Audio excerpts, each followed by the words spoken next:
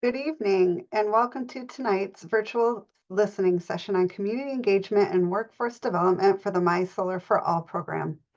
My name is Jennifer Acevedo from EGLE's Environmental Support Division, and I see that we have around 85 in attendance right now, with more and more coming on each second. We have over 400 registered tonight. So before we get started, I'll make sure to go over a few housekeeping items to help you participate in tonight's listening session. So first off, I wanted to let you know that all lines are muted. And tonight is, as we are just doing a listening session, there will be no Q&A. So we're going to present first, and then we'll describe how to comment and open the floor to comments after that. We are recording the session, and we will be posting it to our YouTube channel, along with sending an email out to those who registered afterwards. So with that, I'm going to go ahead and hand it over to Dr. Joy Wang. She leads our My Solar for All program in the Office of Climate and Energy and is leading these listening sessions. Take it away, Joy. Hi, good evening, everyone. Thank you so much, Jennifer. Welcome to the second listening session for the My Solar for All program. Today, we'll be talking about community engagement and workforce development within the program. As Jennifer said, my name is Joy Wong, and I'm the director for the My Solar for All program here within the Department of Environment, Great Lakes, and Energy. So today, I'll overview the federal and state Solar for All program for those of you who are joining us for the first time today. And then we'll delve into our community engagement and assistance, as well as workforce development funding and activities. I'll also share who's eligible to receive funding for these activities, as well as our current program status and future engagement, as well as current engagement and participation opportunities. If for some reason that we run out of time tonight before you can speak, feel free to email your comments to our email at egle-misfa@michigan.gov.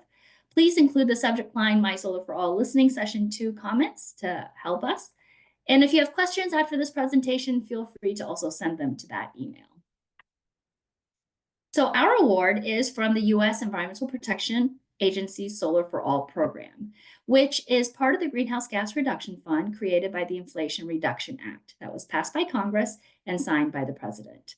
The U.S. EPA Solar for All program is intended to benefit low-income households to provide access to affordable, resilient, and clean solar energy.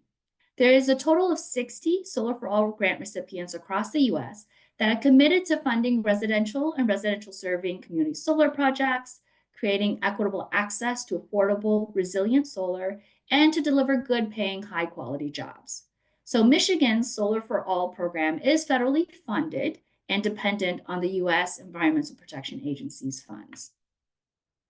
The My Solar for All program will increase affordable, reliable, and resilient electricity. We aim to reduce costs for an estimated 16,300 low-income households within Michigan to provide them an average 20% electricity bill reduction, whether it's actual or its equivalent, to participating low-income households. This is estimated to be about $400 to $450 per year per household, or up to $17,000 over the lifetime of these solar investments. The program also has funding to support improvements that are needed to install solar, such as roof repairs and electrical system upgrades. So this will further reduce costs for these low-income households by helping with those costs for home repair. We also have funds available to help improve household or community energy reliability and resiliency. We have associated storage funding for select projects where the electricity can be stored for later use, including during electrical outages. And we have workforce pipeline and community assistance funding, which we'll talk about more later in today's presentation. So the state of Michigan was awarded $156 million for the My Solar for All program. Of that award, 75% will go towards direct financial assistance to implement projects within Michigan. And these projects will be for residential rooftop solar and residential serving community solar projects. We also have funding for enabling upgrades, and associated storage would have to accompany an eligible solar project. The remaining 25% will be towards community assistance, workforce training, and programmatic needs like vendor management and monitoring and compliance. So who's eligible to benefit from the My Solar for All program? Well, low-income households are defined as those that have income not more than 80% of the area median income or 200% of the federal poverty limit. And for non-metropolitan areas, there's a third criteria of the 80% statewide non-metro area AMI. And the limit is whichever one of those criteria is highest. So our program has to use the latest publicly available figures from the federal government. So for your information and reference only, in 2024, 80% of AMI for a metro area was about $75,000 and $63,000 for a non-metro area. And the federal poverty limit has different criteria based on the number of people in your household. That for a family of four was about 200% of the federal poverty limit was about $64,000. So the Solar for All program the My Solar for All program has $14 million budgeted for community engagement and assistance. And these will go towards activities like education outreach and marketing for related topics and program offerings, technical assistance to develop eligible projects, customer support in areas like helping apply for My Solar for All offerings, to help deploy projects, and then also ongoing customer needs. Funding for community-based organizations to help lead conversations with community members that help support the development, deployment, and success of My Solar for All program offerings, as well as grants to local governments for activities related to Solar for All. So we're seeking input to help inform how we design these engagement and assistance offerings. And all of them are, to help us develop, deploy, and hopefully successfully deploy My Solar for All program offerings. We'd love to understand what types of activities you would like My Solar for All to offer for education, outreach, and marketing, customer support services, community-based organization funding, and local government grants. How can we design these offerings to best serve your needs and those of your community? I'm really looking forward to hearing your comments later tonight. The My Solar for All program also has $7.5 million budgeted for workforce training and industry development. Our program seeks to ensure that Michigan's workforce is adequate to support the My Solar for All program, not only to deploy the projects and to maintain them and to operate them, but to also have the workforce to inspect projects to help support quality installations.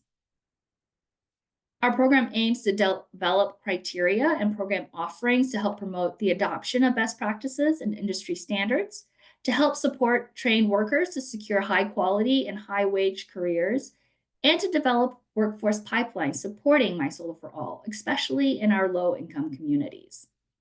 We'd like to consider strategies to invest in new, local, and diverse businesses to help them participate in My Solar for All related markets, as well as to encourage participating vendors to hire individuals that have been trained through My Solar for All funded training programs.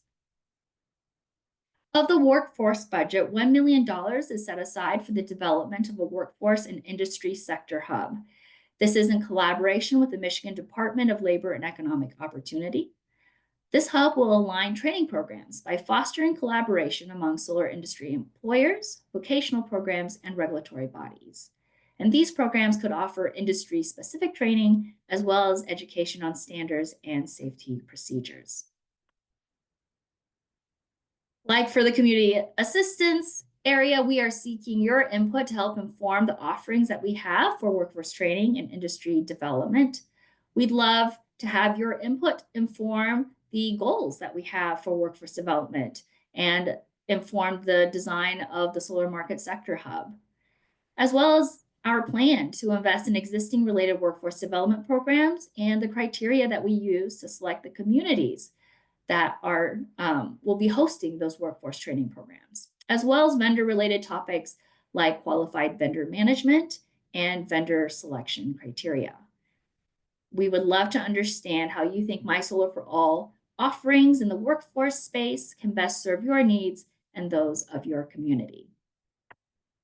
So who's eligible to apply for these community assistance and workforce-related awards from the My Solar for All program?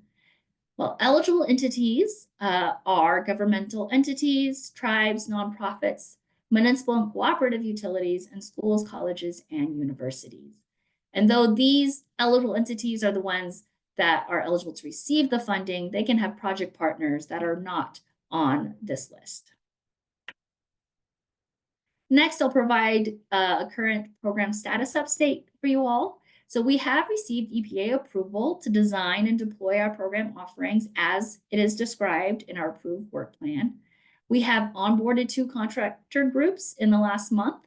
Guidehouse will be leading to assist us with the program design and engagement, and Baker Tilly will be assisting us with financial strategies and design.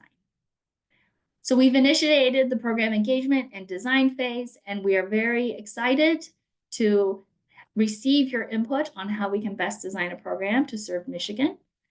We are currently developing pilot offerings, which we aim to make available in March or April of this year. So please keep a lookout for those.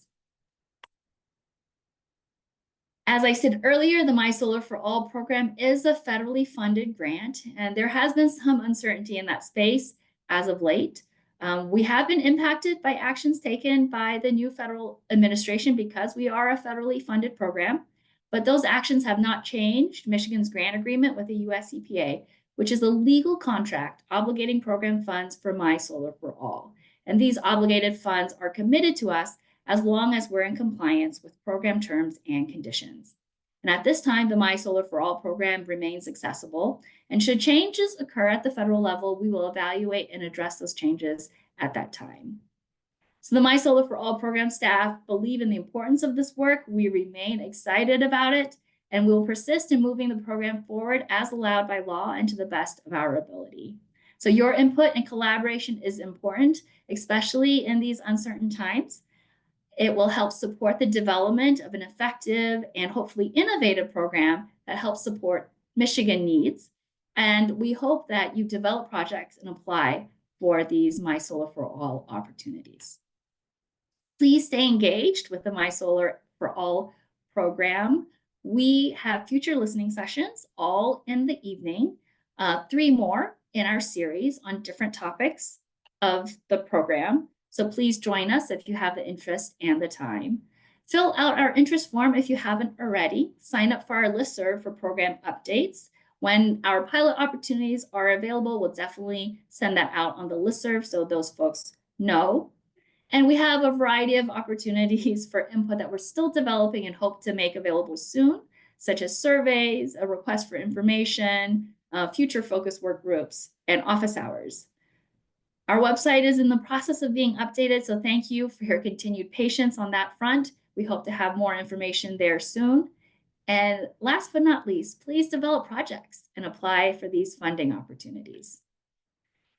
We are very, very excited about the My Solar for All program here. Thank you so much for joining us tonight. I really look forward to hearing your input and your comments, and we believe that the future is bright here in Michigan. Thank you. Thank you, Joy. Before I go through the instructions for the comments portion, Julia, can you put your camera on and introduce yourself? Sure. Good evening, everyone. I'm Julia Field. I'm in the Office of Climate and Energy along with Joy. Thank you. So we just want to remind everyone tonight is just a listening session, not a Q&A session. So we have Joy and Julia here that will be listening. And then I have Jim Ostrowski helping me in the background. So he'll be helping move things along as we go through the evening. So to actually make a comment, what you'll do is you'll raise your hand. You'll use the raise your hand icon and you'll be added to our queue. And if we have anyone on the phone waiting to comment, you can hit #2 to raise your hand. And then Jim is going to help us and keep a list of those with their hands raised in the chat. And we're just going to go in the order that you raised your hand, and we'll work our way through. When we call your name, if you could please unmute and say your name and organization if you represent one.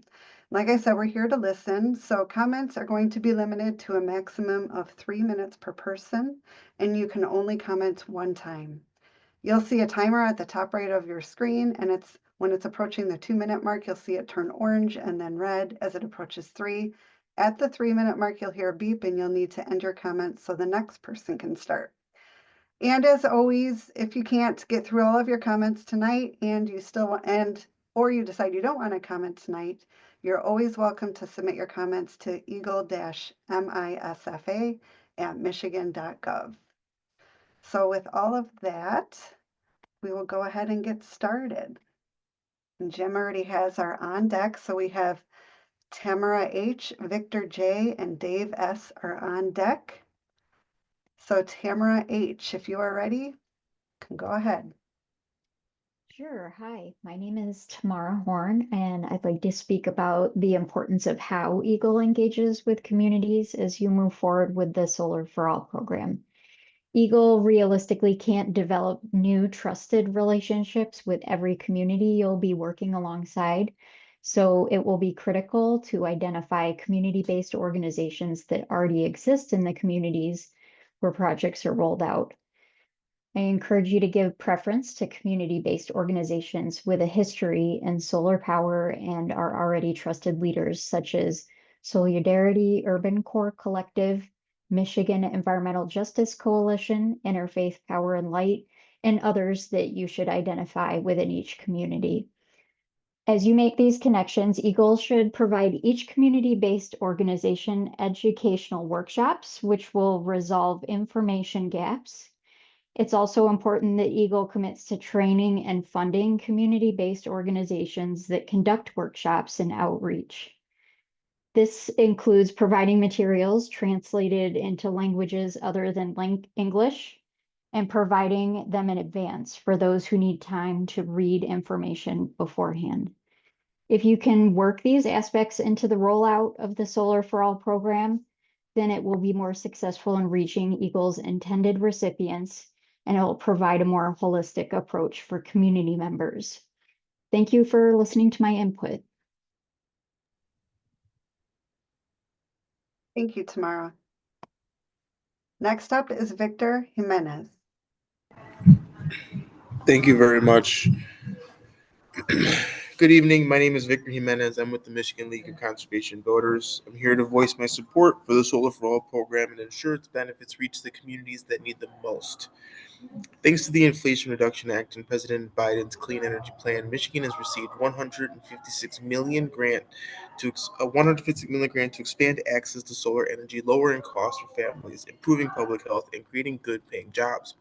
This investment aligns with Governor Whitmer's Michigan Healthy Climate Plan and builds on Michigan's leadership in transitioning to clean, affordable energy.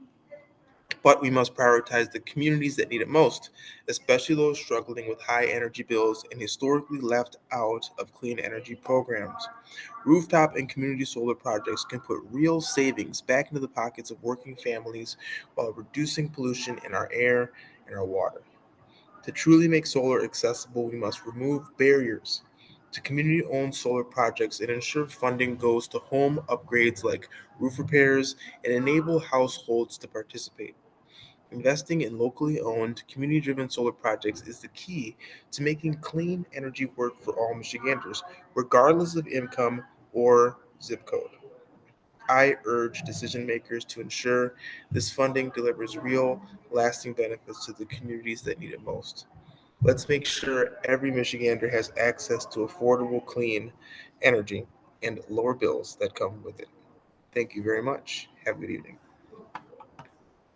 Thank you, Victor. Next up is Dave Strensky. Hi, Dave Strinsky from Solar Ipsy in the city of Ypsilanti. We're currently working on a solar for all type project, and we're trying to put solar on 200 low-income homes in our community. And there's a couple of points I want to make sure that you're aware of. With a low-income home, they typically have a smaller home and a smaller roof size. And currently, there's a Michigan building department like recommendation for solar offsets for firefighter access to the roof. And I've had situations where we could put enough panels on a person's roof to power their electric bill, but if you take off 3 feet on each side and 3 feet off the top for firefighter access, I can only put like maybe 3 panels on the house. So we might want to try and look at modifying those rules across the state and relax them a little bit. I think they're excessive myself, so that we have more, so we can actually put enough solar panels on a low-income house to cover their whole electric bill.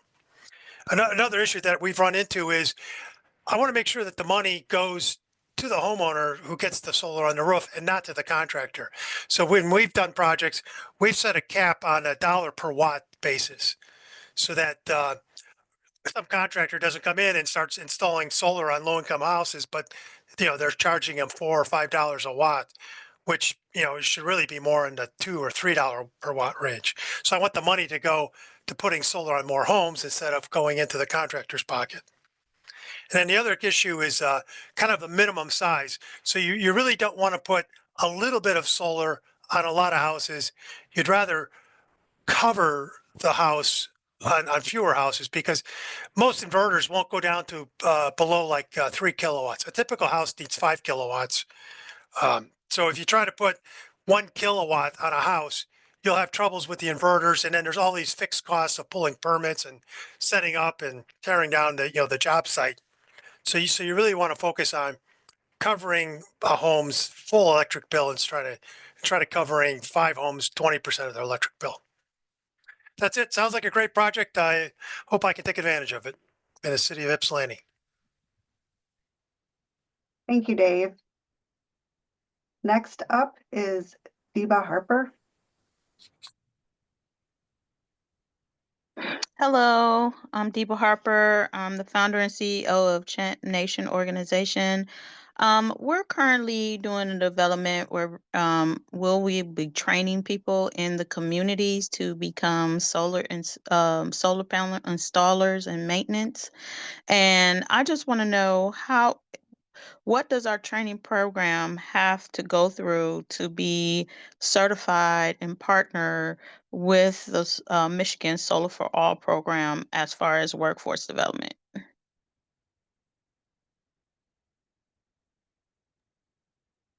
Thank you, Deba. We are not answering questions tonight, so if you still have more you'd like to say, you're welcome to. And you can always Well, follow up by sending an email. Oh, okay, no problem. Well, I just think it's a great idea if we're rolling out Solar for All in the communities, that the people in the communities are able to be employed to help, install in microgrids and single family homes. So I think this is a great opportunity for us to do some real smart things in the community around lowering the utilities and using solar as a solution for that. So that's my input. Thank you so much. And yeah, just as a reminder, if anybody needs to follow up, Jim just put the email address in the chat. If you have questions or additional comments, you can send it there.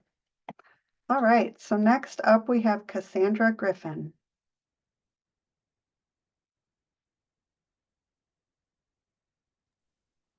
Sorry about that. My mouse was not acting or was acting up. Good evening. My name is Cassandra Griffin, and I'm participating tonight as a volunteer organizer with Michigan LCV.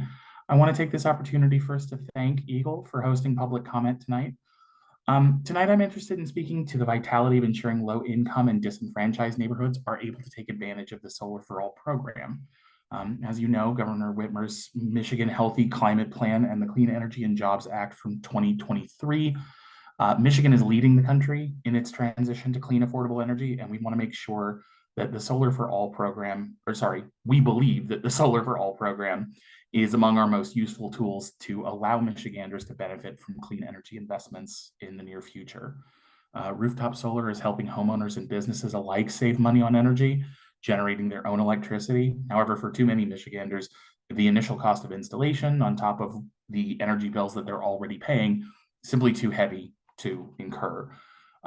We're really happy to hear that you are working with local neighborhoods and trying to make sure that this program benefits those communities as much as possible. We want to also urge specifically the investment in community-owned solar energy projects. These projects allow neighborhoods to generate their own electricity, keep keep as many people connected as possible, and excuse me, sorry, not speaking very well this evening. We want to make sure that we bridge the gaps between EGLE and those local communities, remove barriers in investing in community-owned solar projects. And we also believe that this channel would be good as an opportunity to make sure that the benefiting communities are also served in job training so that the benefits of clean energy can go into those neighborhoods for years to come.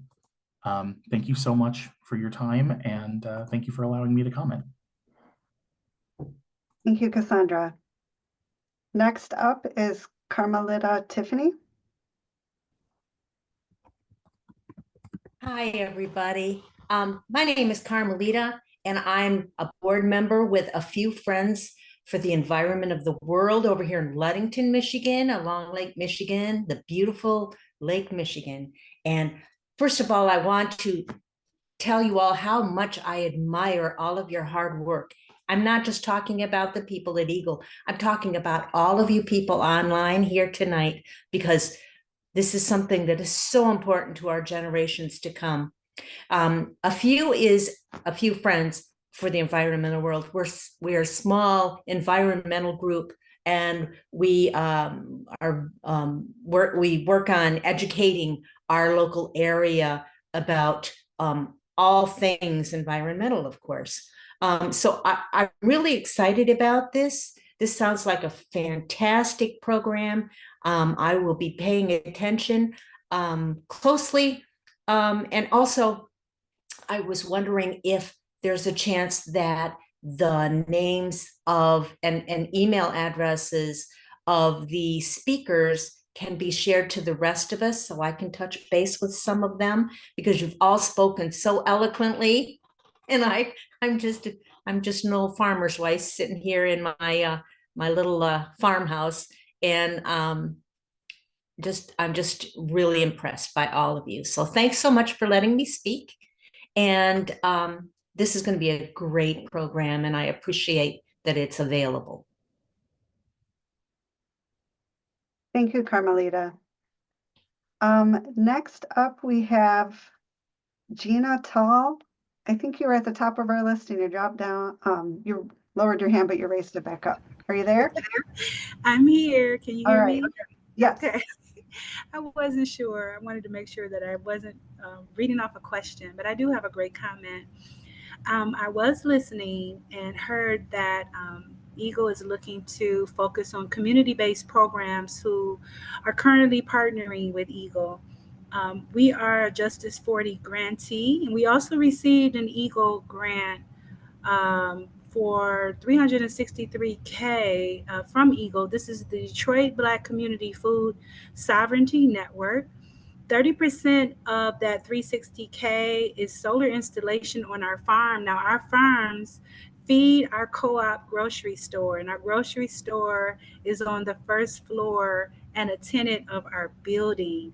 So this ecological idea of financial sustainability, I believe, is a great model of self-determination and community sustainability, and is excellent for your My Solar for All pilot program. So not only are we so excited about our EGLE award for environmental justice and solar installation, but we're truly stoked to be considered for the pilot program for My Solar, where we can provide 50% or more of our benefits of the program directly to our neighbors and our constituents. We believe we have the capacity and the passion to champion this project. Thank you. Thank you so much, Jana. All right, next up we have Joe Sable.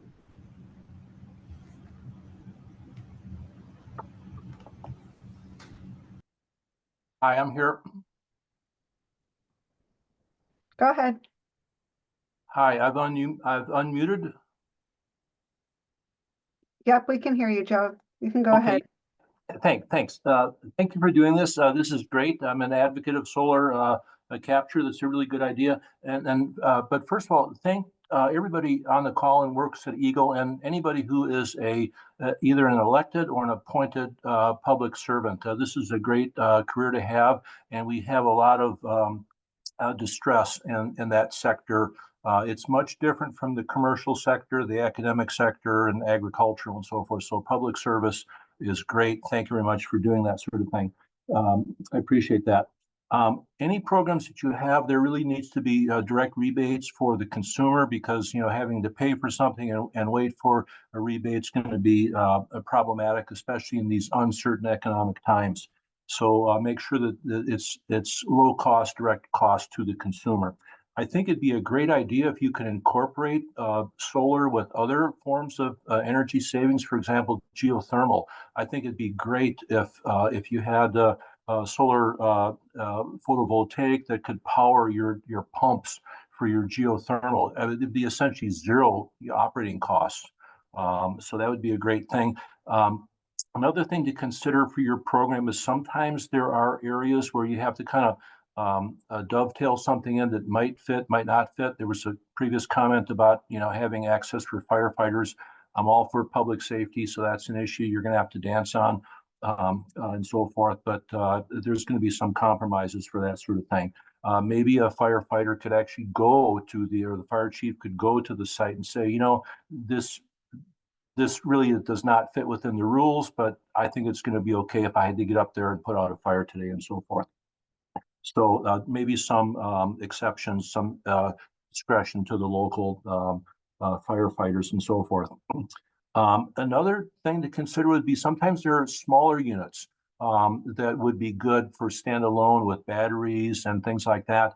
Whether there's again a comment earlier about small ones may not be the best and so forth, but there are certain applications where you don't really need a whole lot, and all the solar capture you can get can charge a battery or have some other type of storage. So there should be a number of combinations to look at this.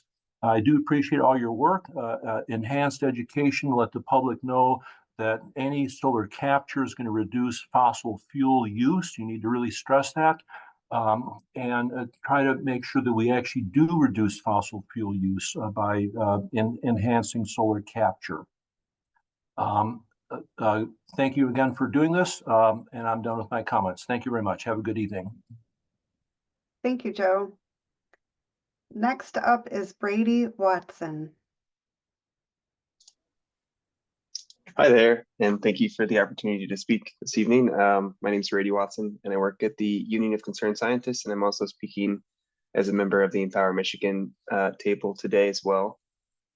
We believe that EGLE has a tremendous opportunity to make sure that underserved communities benefit from the economic and environmental benefits of solar power, and to ensure that the EPA grant funding from the Solar for All program reaches communities most in need.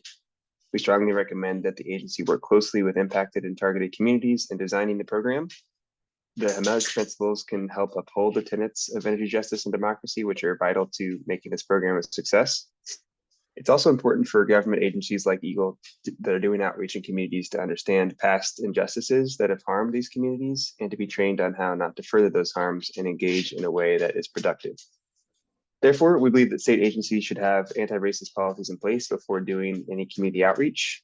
We also encourage EGLE to partner with trusted community-based organizations who have been doing work in those communities and have connections to people most impacted.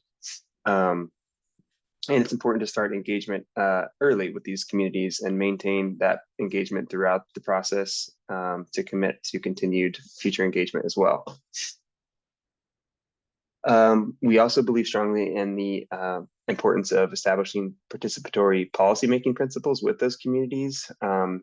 Things like using surveys to collect feedback, holding public workshops and listening sessions that are accessible and comfortable locations that communities are familiar with to develop those policies, offering ample opportunities for written and oral feedback, and offering things such as transportation, childcare, beverages, food, translation, and interpretation services for all meetings.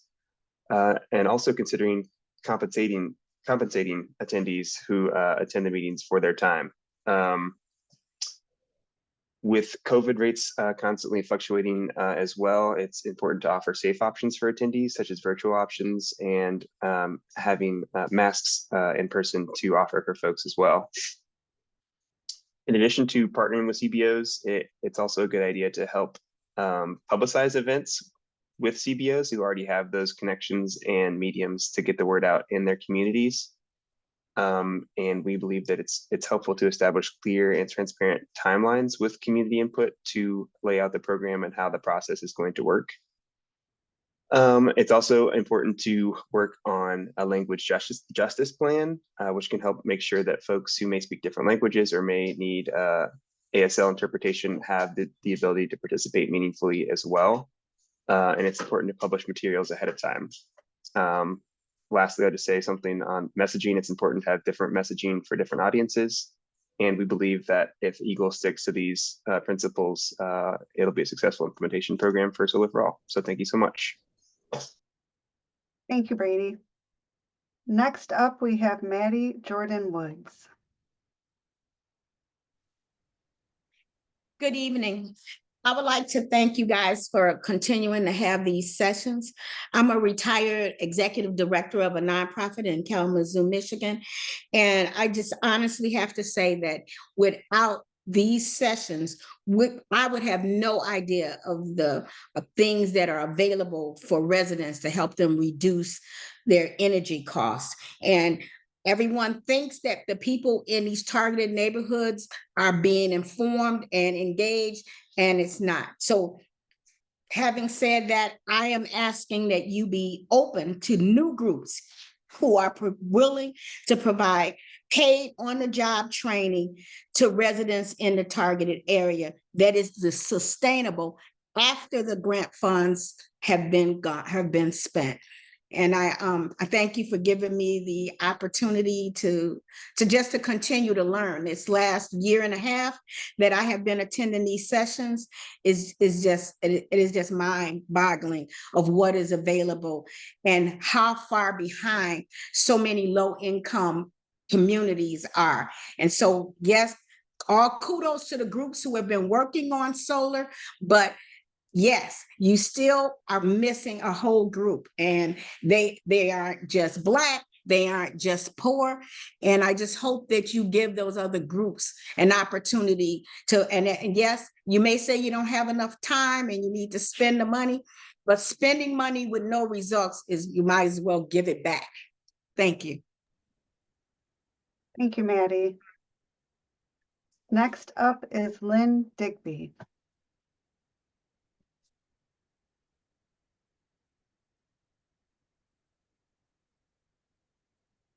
Lynn Digby, can you unmute your mic, Lynn?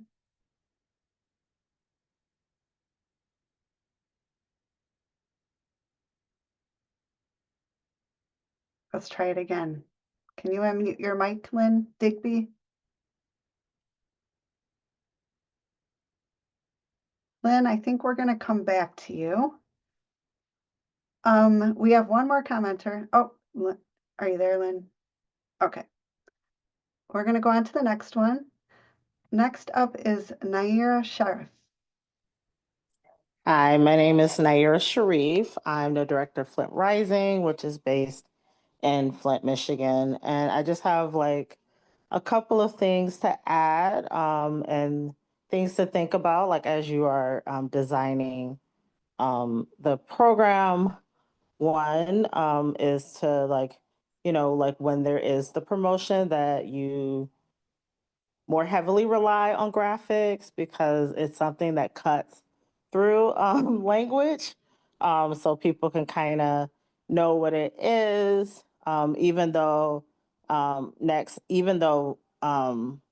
the climate environmental justice screening tool, an EJ screen, is no longer existent at the federal level. Like, I'm hoping that the state of Michigan kind of take a stand and dismantling structural racism by like looking at some of those maps and layers in the like how you determine like where these projects are And I will also add prioritizing census tracts that currently already have like a high energy burden.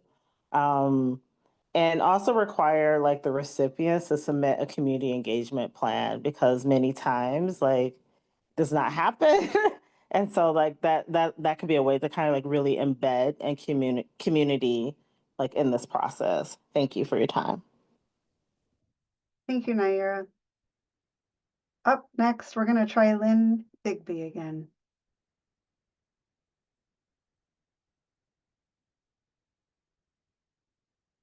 Lynn, can you unmute yourself?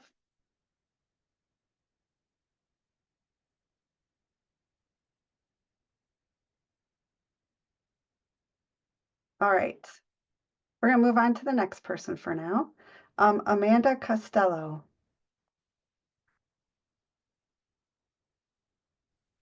Hi there. My name is Amanda Costello, and I just want to thank you all for taking the time to hear all of our comments, including mine. So, my goal tonight is to, I mean, there's a lot of people who like care and have a lot of deep, in-depth thoughts about the community engagement plans, and I heard a lot of really great ideas, and I just want to echo a couple of them, amplify. Um, so hiring as much as possible, doing workforce development within the communities that these projects are taking place in. I think that's an amazing idea. As well as I heard a lot of people talking about like being hopefully these projects being open to community-based organizations that haven't necessarily worked with EGLE before. Like I know it makes sense to prioritize ones where EGLE's already had a relationship, but there's a lot of people out there who are really excited about this, and I just wanted to amplify that. I really liked the idea of doing a lot of the marketing and hosting through the community-based organizations that you work with, because they do have that community tie and that outreach, and they also might be able to, well, definitely will be able to help with the production of materials in different languages. And really liked that last comment, like emphasizing using like visuals and graphics that cut through language. Sorry, my dog is antsy. And last of all, I know that this is a tough time with a lot of uncertainty, especially as a project that is federally funded. And I just want to like say like keep up your work for Solar for All, because it really matters and the people want this. Thank you. Thank you, Amanda. Next up, we have Tia Gaffney.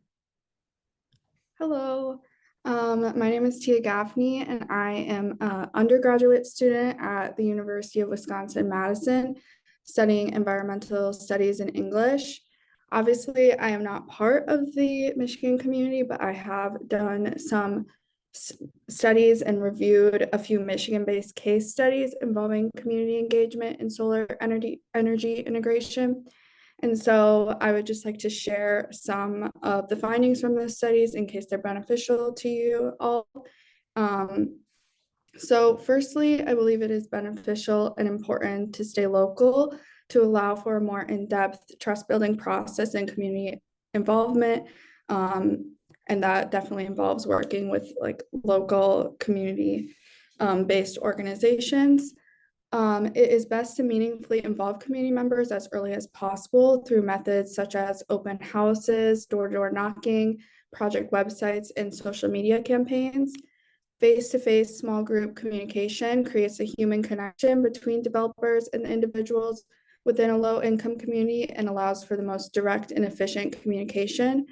Less formal methods of community engagement, such as surveys or online polls, distributed through social media can be more effective in building trust, which I was happy to hear you're in the process of doing that. And I think it is essential to give community members a place in the development and operational conversations and plans. And this means having a diverse array of community members in real leadership positions with decision-making power. I would also suggest you consider options for community ownership or leasing to encourage community members to feel connected and involved in the implementation and ongoing success of the project. But overall, I think it's essential to consistently produce clear and understandable communication that is catered to the specific needs and context of the community in order to seamlessly integrate solar into Michigan. And therefore, conducting initial research on the community's needs and culture is necessary at the beginning of this process. And starting on a small local scale allows the in-depth research and connection efforts to for a more successful project overall.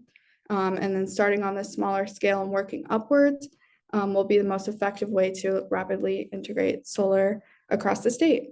Thank you. Thank you, Tia. Next up, we have Maria Thomas.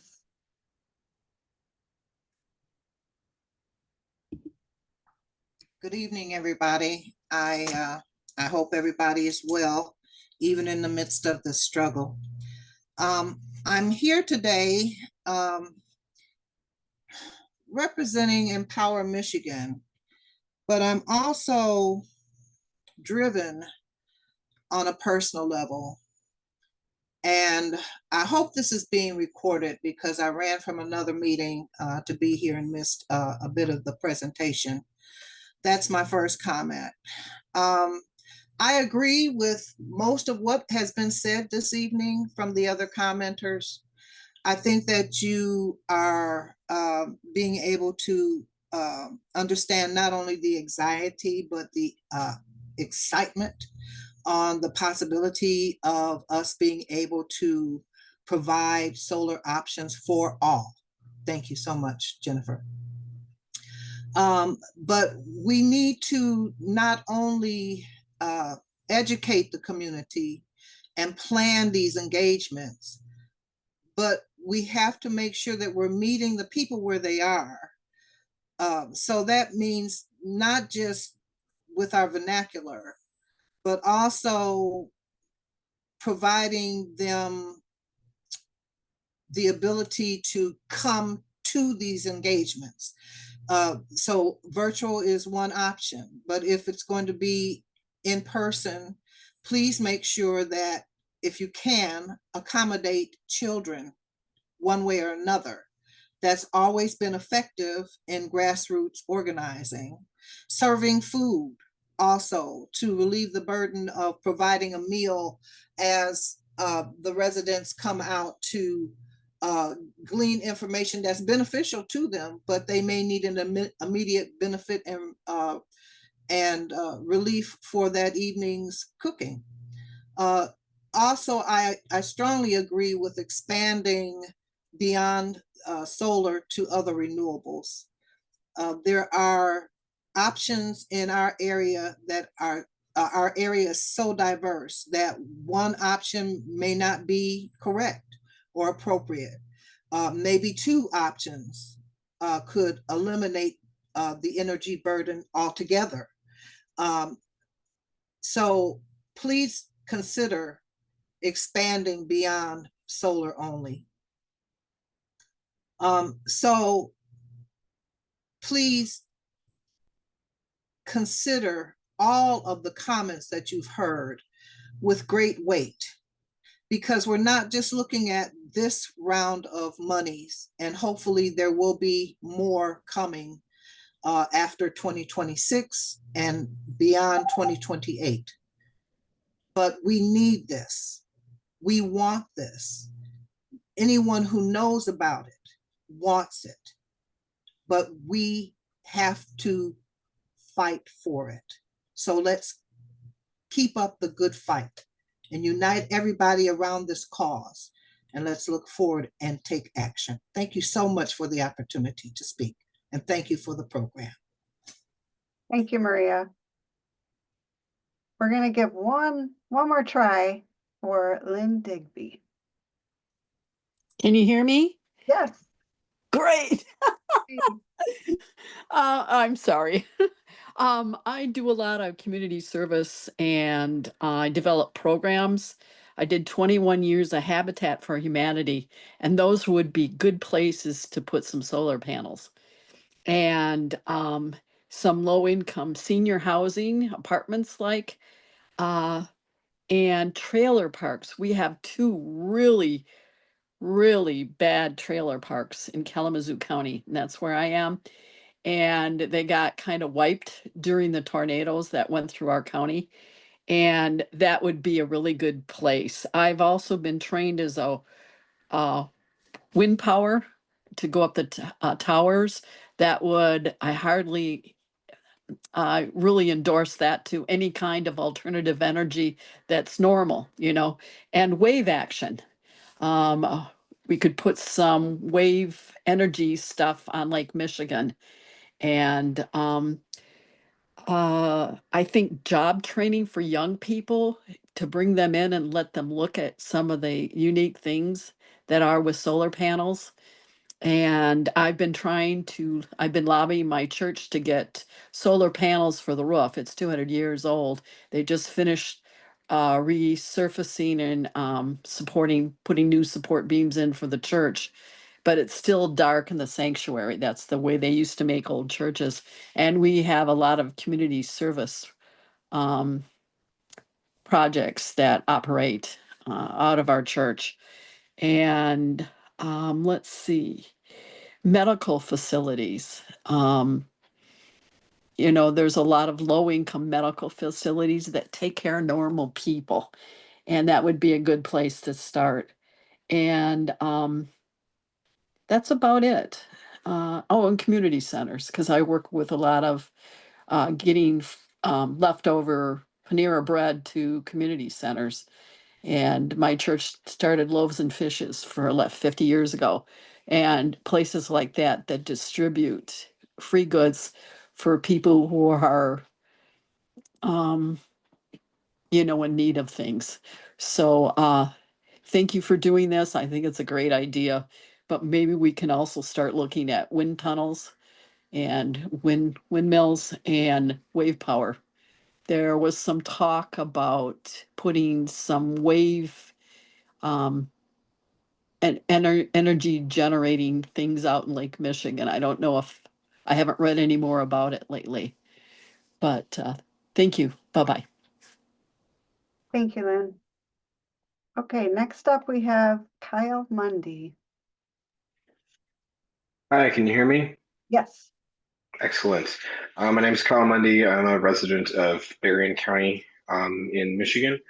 I kind of have just two quick points to bring up. The first about workforce development. And well, I guess they're both kind of about workforce development. I think EGLE should definitely prioritize shifting people who work in other energy sectors that may experience sort of declines in those like traditional fossil fuel energy sectors, and trying to get this workforce kind of transitioned over to green energy like solar. I think that's definitely that definitely has to be a facet of the program, not just reaching new communities or new areas, but also making sure we don't leave the other people behind who have a lot of experience in traditional fossil fuel energy and just need kind of another way to get over to green energy. And my other point, I guess, just to echo what was said about community engagement and how definitely kind of meeting the people where they are, going to community events that are already being held instead of trying to create your own, and also providing accommodating space for people with families and children, their stakeholders as well, and their voices need to also be heard on this matter. Any other comments I'll leave for emailing, but thank you for the time to share. Appreciate it. Thank you, Kyle. Kyle was the last one with his hand raised. I want to thank everybody so much for those thoughtful comments. If you have more, like we said, you can use that email address that we put in the chat, and it's up on the screen. We will also follow up with an email that will have that email address along with the slides and a recording of this webinar. So with that, I will Give it back to Joy to close us out.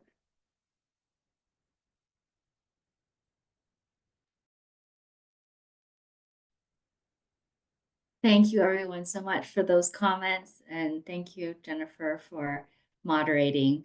We hope that you do all stay engaged with the My Solar for All program. We do have 3 more listening sessions coming up on different aspects of our program. Please join us if you have the interest and the time. We have an interest form. If you haven't filled that out, please fill it out. There's space in there to provide comments and share additional thoughts with us on projects that you have in mind or other aspects of the program that you find important. Sign up for our listserv so that you can stay in touch and get the program updates when our funding opportunities are available. That will be sent out on the listserv. And we are developing surveys and a request for information, as well as other meeting opportunities like focus work groups. So please keep those in mind. We will send those out on the listserv also when they're available. And last but not least, we hope that you develop projects and apply for the funding opportunities that we have available.